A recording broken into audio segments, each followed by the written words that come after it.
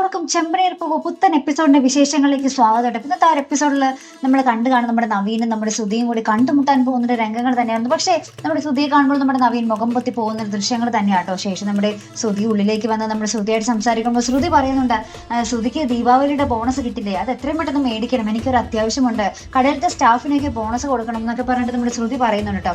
അപ്പൊ നമ്മുടെ ശ്രുതി ആദ്യം ഒന്ന് തപ്പി കളിക്കുന്നുണ്ട്. അയ്യോ ബോണസോ, അതൊന്നും മാനേജർ സമ്മതിക്കില്ല, ഞാനിപ്പോ കയറിയതല്ലേ ഉള്ളൂ എന്നൊക്കെ പറയുന്നുണ്ട്. അപ്പൊ ശ്രുതി പറയുന്നുണ്ട്, ഇല്ല ശ്രുതി ചോദിച്ചാൽ കിട്ടും, എനിക്ക് വേണ്ടി ചോദിക്കും ശ്രുതി എന്നൊക്കെ പറഞ്ഞിട്ട് നമ്മുടെ ശ്രുതിയോട് പറയുന്നുണ്ട്. അപ്പൊ ഈ ഒരു കാര്യങ്ങളൊക്കെ നമ്മുടെ ചന്ദ്ര പുറത്തുനിന്ന് കേൾക്കുന്നുണ്ട്, മുറിയുടെ പുറത്തുനിന്ന് കേൾക്കുന്നുണ്ട്. അപ്പോഴത്തേക്കും നമ്മുടെ ശ്രുതി പുറത്തോട്ടൊക്കെ ഇറങ്ങുമ്പോൾ നമ്മുടെ ചന്ദ്ര പറയുന്നുണ്ട്, നിന്നോട് അവള് ബോണസ് മേടിക്കാൻ പറഞ്ഞോല്ലേ, നീ കുഴപ്പമില്ല, സങ്കടപ്പെടണ്ട, ഞാൻ എവിടെന്നെങ്കിലും പൈസ ഒപ്പിച്ച് നിനക്ക് തരാം, നീ അത് അവൾക്ക് കൊണ്ടേ ബോണസ് കിട്ടിയെന്ന് പറഞ്ഞ് കൊടുക്കുക എന്നും പറഞ്ഞിട്ട് നമ്മുടെ ചന്ദ്ര നേരെ ബാമയുടെ അടുത്തേക്കായിട്ട് പോകുന്നത് കടം ചോദിക്കാൻ വേണ്ടി. അപ്പൊ 50,000 രൂപ നമ്മുടെ ബാമനോട് നമ്മുടെ ചന്ദ്ര ചോദിക്കുന്നു. അപ്പൊ ബാമ പറയുന്നുണ്ട്, ഉള്ളിപ്പറിക്കാൻ വേണ്ടി 25,000 കാണും, അത് ഞാൻ നിനക്ക് തന്നോളാം എന്ന് പറയുന്നുണ്ട്. അപ്പൊ നമ്മുടെ ചന്ദ്ര ശരി 25,000 അവന് അതുകൊണ്ട് അഡ്ജസ്റ്റ് ചെയ്ത് ശ്രുതിക്ക് വേണ്ടിയാണ്, അവന് 2 മാസം കഴിയുമ്പോൾ ജോലി കിട്ടും, അപ്പൊ ഞാൻ തിരിച്ചു തരാം എന്നും പറയുന്നുണ്ട് കേട്ടോ.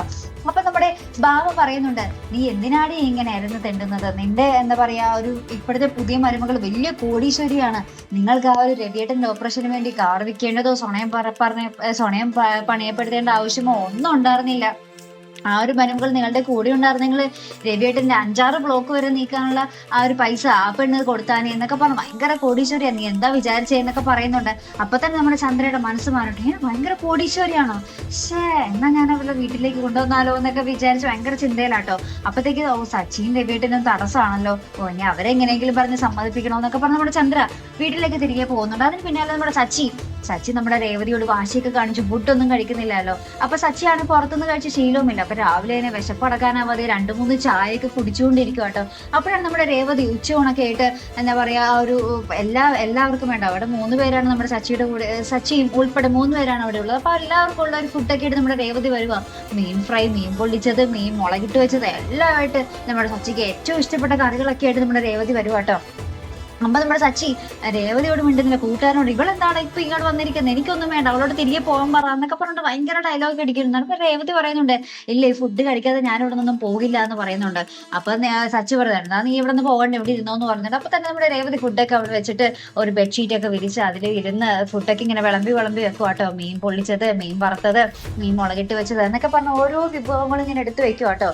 അപ്പത്തേക്കും തന്നെ ഓരോരുത്തരുടെ നാവിലൊക്കെ വെള്ളൂറി ഒരാളപ്പം തന്നെ പോയിരുന്ന്, രേവതി എനിക്ക് ചോറ് വിളമ്പിക്കുമെന്ന് പറഞ്ഞ് അദ്ദേഹം ഇങ്ങനെ തിന്നാൻ തുടങ്ങി കേട്ടോ. അപ്പൊ ഈ മീൻ പൊളിച്ചത്, മീൻ വറുത്തതൊക്കെ മണം കേട്ടിട്ട് അടുത്ത ആളും ഓടി പോകുന്നുണ്ട്.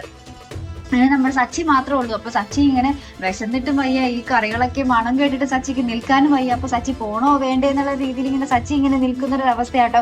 അപ്പൊ രേവതിക്കാണെങ്കിൽ ഭയങ്കര ചിരിയും വരുന്നുണ്ടോ. എന്തായാലും ഇന്നത്തെ എപ്പിസോഡിൽ നമ്മൾ രേവതി കരയാതെ ഒന്ന് കാണാൻ പറ്റി, അത് തന്നെ നമ്മൾ പ്രേക്ഷകർക്ക് ഭയങ്കര സന്തോഷം അല്ലെ.